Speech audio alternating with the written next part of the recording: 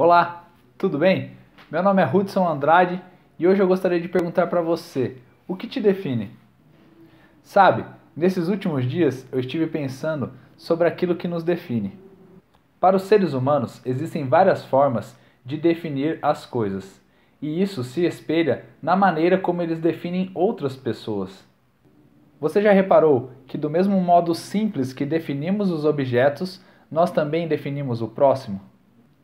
Por exemplo, nós definimos pelo nome, sobrenome, cor, classe social, títulos, diplomas e até mesmo por apelidos.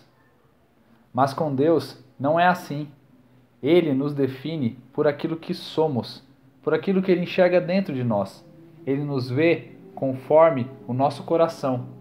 Em 1 Samuel, capítulo 16, versículos 6 e 7, está escrito: Sucedeu que, entrando eles, viu a Eliabe e disse consigo: Certamente está perante o Senhor o seu ungido. Porém, o Senhor disse a Samuel: Não atentes para a sua aparência, nem para a sua altura, porque o rejeitei. Porque o Senhor não vê como vê o homem vê o exterior, porém o Senhor o coração. Nessa passagem, nós vemos o profeta Samuel indo até a casa de Jessé para ungir um de seus filhos como rei. E é engraçado, porque ao ver o primeiro filho de Jessé, alto e de boa aparência, o profeta Samuel sentiu no coração dele de que aquele era o ungido do Senhor, aquele seria o novo rei de Israel. Davi era visto por seus irmãos e até mesmo pelos seus pais como um apacentador de ovelhas e um baixinho, mal cheiroso, que não merecia nada além de o último lugar na mesa do jantar. O próprio profeta Samuel teria escolhido Eliabe, o primeiro filho de Jessé, como rei de Israel. Mas Deus não. Deus olhava o coração. E enquanto todos olhavam para Davi como servo, Deus já olhava para ele como um rei. Jesus Cristo passou por uma situação parecida com essa de Davi. Em Mateus, capítulo 16, do versículo 13 ao versículo 17, diz assim: Indo Jesus para os lados de Cesareia de Filipe, perguntou a seus discípulos: Quem diz o povo ser o Filho do Homem? E eles responderam: Uns dizem João Batista, outros Elias e outros Jeremias, ou algum dos profetas. Mas vós, continuou ele, quem dizeis que eu sou? Respondendo Simão Pedro, disse: Tu és o Cristo, o Filho do Deus vivo. Então Jesus lhe afirmou: Bem-aventurado és, Simão Bar-Jonas, porque não foi carne e sangue que te revelaram, mas meu Pai que está nos céus. Nessa passagem, o Espírito Santo confirmou mais uma vez que Jesus era o Cristo, que Jesus era o ungido. Jesus tinha muitas definições sobre quem ele era.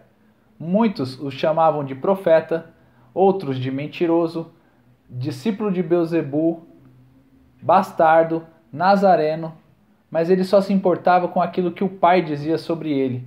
E o Pai dizia que ele era o Filho.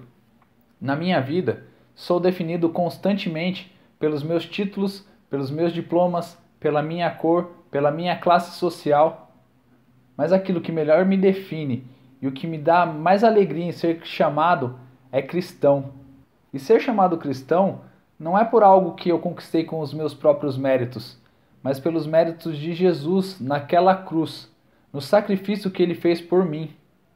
E tudo aquilo que me definia e me define na visão dos homens morreu com Cristo naquela cruz. E com Jesus eu renasci para uma nova vida. Aquilo que os homens olhavam como escravo do pecado, Jesus Cristo me chama como irmão. Jesus Cristo me define como servo fiel. Deus já me olhou com os olhos de um pai para um filho perdido. E agora eu gostaria de te perguntar novamente: o que te define? Ou como o mundo te define? O mundo te define como uma prostituta, um mentiroso, um fofoqueiro, uma assassina, um bandido?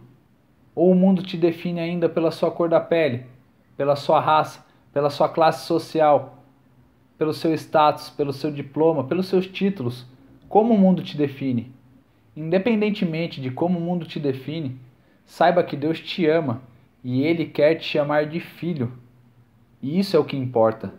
Ele deseja te transformar e te dar uma nova vida.